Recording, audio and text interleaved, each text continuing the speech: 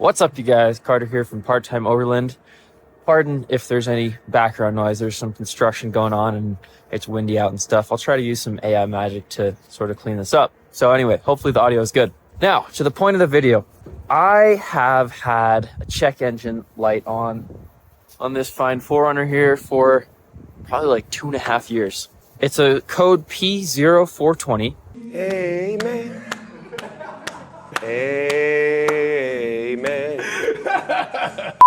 Basically, from my research, I found it could be possibly 2 issues, it seems, is the most likely case. The first issue could be an O2 sensor. The second issue could be a catalytic converter. Obviously, we're hoping for the first. Now, you're probably wondering, if it's an O2 sensor, why don't you just swap it out and find out if that's the issue? Well, there's a little problem. Let me show you why I haven't done that yet. I crawl under the car here. There are the fine bolts I'm working with. So yeah, that is the reason I haven't just gone ahead and done this, is these things are so rusted out that I'm not even sure how to get them off. I have had an O2 sensor laying around for literally like 2 years, or maybe 1.5 years or something, ready to replace this. I just haven't been totally sure how to tackle this job. Today, I don't know why today, I chose a bad day. It's windy and cold out, but today I just decided I wanted to tackle this and get it done once and for all. So I have a couple different methods: chiseling, using just some vice grips, and as a last resort, I could actually go ahead and try to chop off the O2 sensor and potentially take out the studs and put in new bolts, new studs, something like that. I'm not sure how this is going to go. That's why I'm bringing you along, and kind of a double tutorial on seeing if we can fix this check engine light, as well as finding a good method to take off these rusty studs if you have a similar problem. So I'm going to jump out of the vehicle. Actually, the very first step that I'm going to do is I'm going to take off the sort of cross brace on the frame so I have more access, and then we'll dive in and see what we can do as far as getting these stubborn studs out. So let's jump back under with my new favorite tool.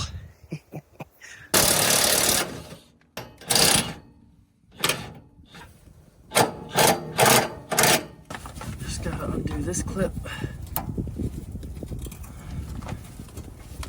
Okay.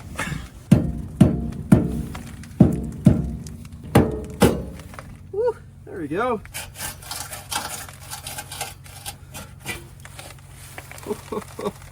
Nothing like a little Moab dirt, eh? All right, so there is the empty space. You can see we just took out that bracket, that cross member. Now we've gained a lot more access. We can just get in here with all sorts of tools if we need. Obviously, I've already sprayed some penetrant on here.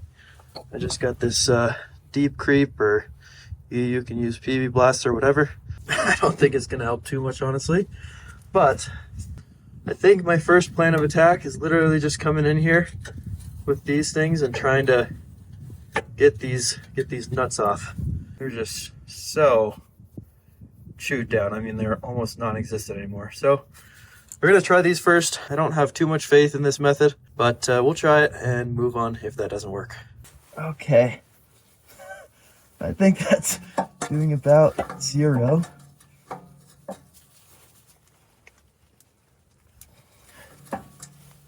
Wait, is it doing something?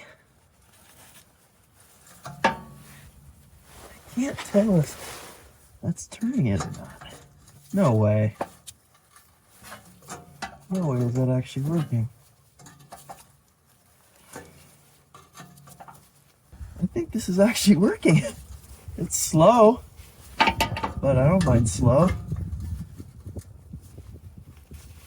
What? Wow.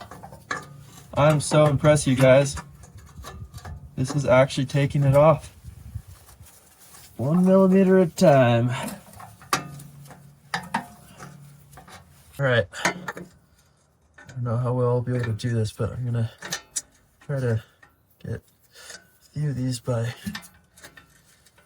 just one hand so I can film from up here. You can see it's slow as hell, but it's working.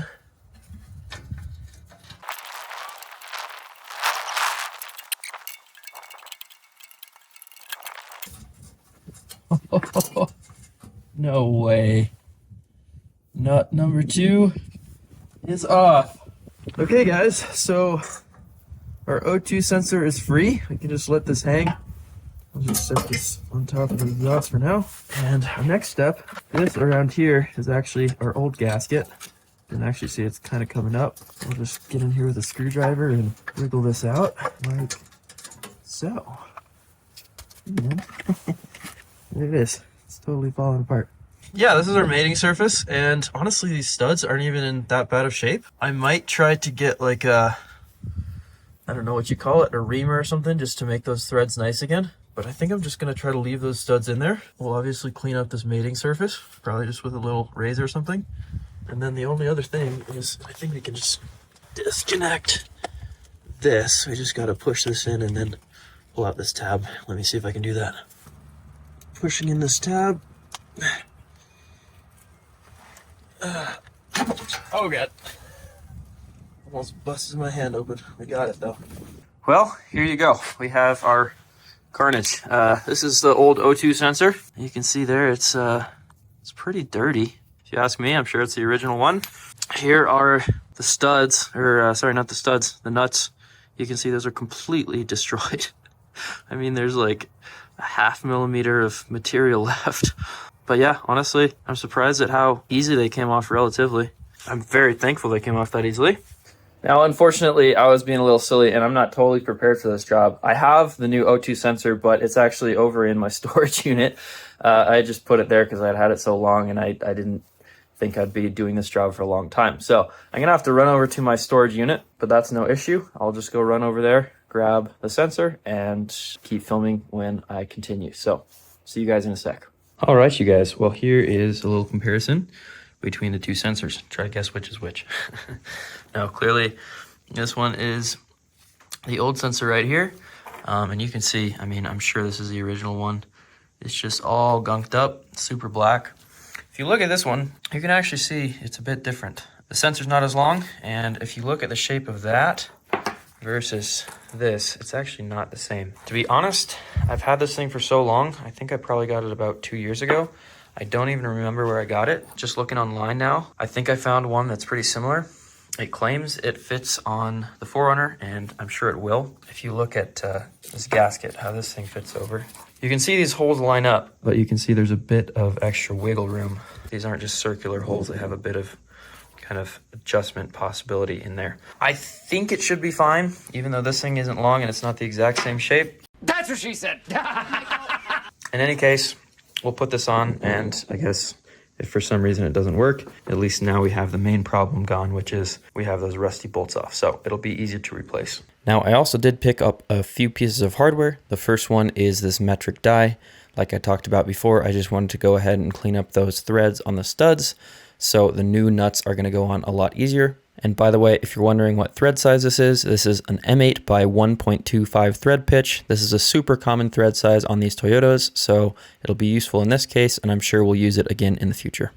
Now, along with that, of course, we needed to replace those nuts, so I went ahead and picked up some new flange nuts as well. You only need 2. I just got a couple extra just in case I ever need to replace these, or if I ever want to do the upstream O2 sensor as well. Now, the one final thing before we go outside and put on this new sensor is there is this little clip from the old O2 sensor.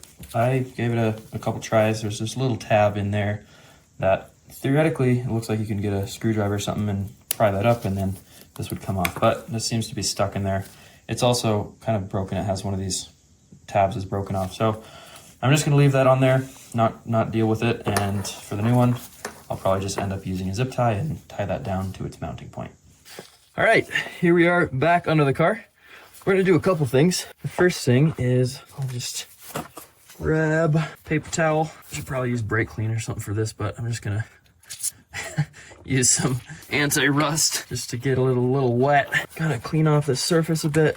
And then I'm going to take this razor blade and just kind of scrape off some of this old gasket material. There's still just a little bit left on there. All right, that ought to be good enough. Now, thing number 2 is, I showed this to you already. This is our little die. We're just gonna put this on and clean up these threads. I've actually already done this side, but I'll just show you how we're gonna do it. Got this ratchet, I think it's like 1 inch or something like that. Basically just tighten this down, and all I'm doing is I'm not recutting these threads, but just making sure all the gunk and stuff is off of them, just because once we put the new nuts back on, I want them to go on easy, want them to torque down correctly. Mostly I just like to clean up my threads. You know, if you don't clean these up, it's just gonna make that process a lot quicker of those new nuts getting kind of stuck on there for next time. All right, now moment of truth. We're gonna do a little test fit here. We got our new gasket. Yeah, it goes over on the edges. Like I said, it's not a perfect fit, but the good thing is you can see that extra room where there's extra space in that hole is actually on the outside. So that tells me that even though there is that extra gap, it's still gonna be a good sealing surface on the inside. Of course, this can go over here, and that looks like it fits nicely. So, we can take our top nut, get that started by hand. It goes on super easily. If I can find my other nut. Sometimes you lose track of your nuts, you know. It'll go on there. Just kind of get that in position. Okay, it's feeling pretty solid, and let's go get the ratchet.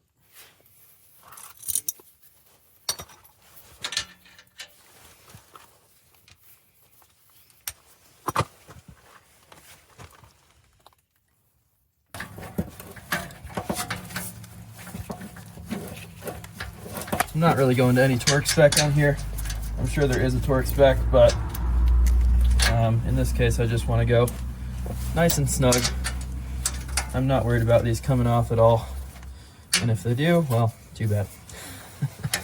No, they're not coming off. I'm just gonna snug them down nice and tight so that they make a good mating surface with that new gasket that we got on there.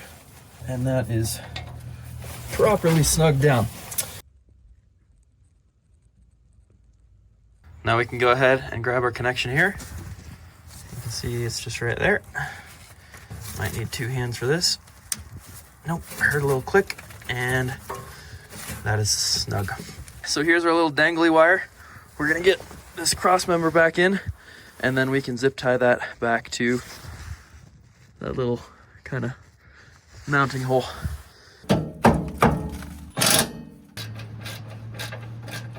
Zip tie this out of the way so it's not getting caught in our drive shaft, because that wouldn't be ideal.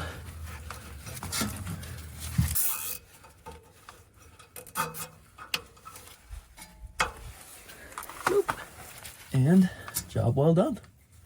All right, so we've replaced the O2 sensor. Theoretically, the job is done, but there's kind of one very final step that's sort of optional, and let me explain.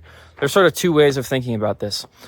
The first way of thinking about this is reset the ECU, which is going to turn off the check engine light, reset all the computers so it can now basically learn from scratch how to handle the engine and all the systems with that new sensor in there. The good thing about that is your check engine light's going to go off and it's going to look all good. However, eventually, if the new sensor doesn't work, if there's something still wrong with your catalytic converter or something like that, then the check engine light would come back on. Option number 2 is don't reset the ECU, don't reset the computer. And in that case, the check engine light is most likely going to stay on for a little bit. And then if that new O2 sensor is fixing the problem, then eventually that check engine light will actually turn off by itself. I think that's the route I'm going to go with, just because that's going to give me more reassurance. If I see that go off by itself, see that check engine light turn off by itself, then that's going to tell me that 100% that is the fix to our problem. So I think I'm going to go with that. But in the case that you do want to reset your computer and just have the system start learning anew, I'm just going to show you that really quickly. It's super simple. All right, so to reset the ECU, pretty much all you're going to need to do is disconnect the negative terminal of the battery. You can either just leave that disconnected for about 10 minutes, or you can actually disconnect both terminals and touch these terminals together, obviously not connected to the battery. So without having either of these touching the battery, touch them to each other, and that's going to discharge the system, which will basically be kind of the fast track to resetting your ECU.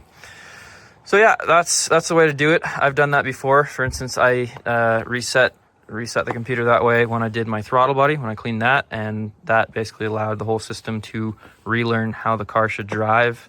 I feel like that's a better option. It just tells the system to go completely from scratch and learn how to work all its systems that way. So yeah, that's how to do it. That's the option if you choose, but I think I'm just going to leave it on how it is and see what happens. So there we have it, ladies and gentlemen. That is how to do the O2 sensors and get loose your rusty nuts.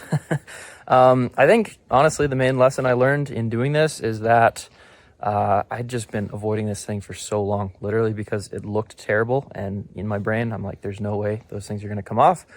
I think the thing to do is just research as many ways as you can do it and just try it. You know, if it doesn't work, it doesn't work. But more than likely, I don't know, just some jobs like that actually are much easier than they are in your head. So that's the main thing I learned.